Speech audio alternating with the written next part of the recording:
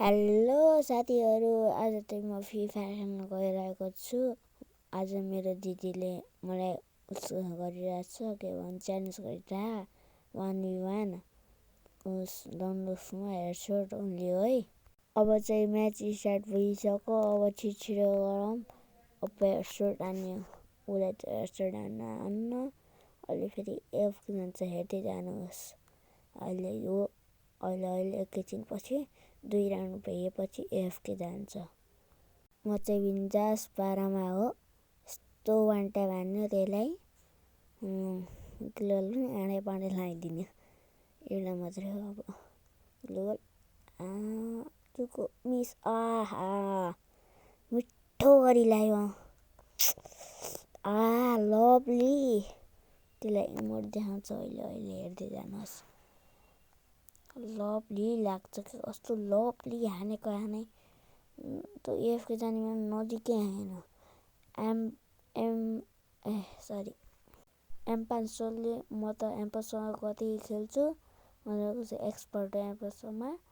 यो बरु कस्तो मुभमेन्ट हेर, मुभमेन्ट मन्दै गायब छ, त्यस्तै देखियो परबाट।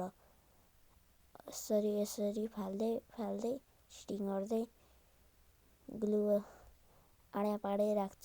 त्यस्तो लाउडा पनि आउने पाडै लगाएछ।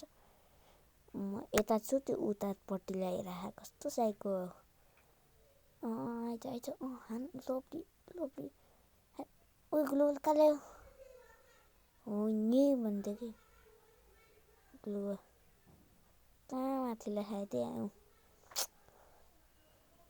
बेकार एउटा केही छैन बिना ग्लुको भाग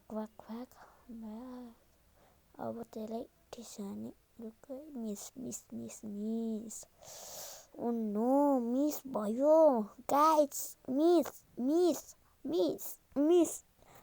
भयो गाइस। अब यहाँ चाहिँ उभिएर अब अफलाइन जान्छ। अब अफलाइन जान्छ चाहिँ एफके मम्मीले बोलाउँछ। अब एफके हुन्छ। अब एफको फाइदा उठाइदिएको के अब त खास म फाइदा उठाएको होइन पहिलाको। मेरो त्यो हेल्थ बार हेरेर नदेखिनुहोस्, नहाँस्नुहोस्। यस्तो माथि हो भनेपछि मेरो उस हेर्नु होला।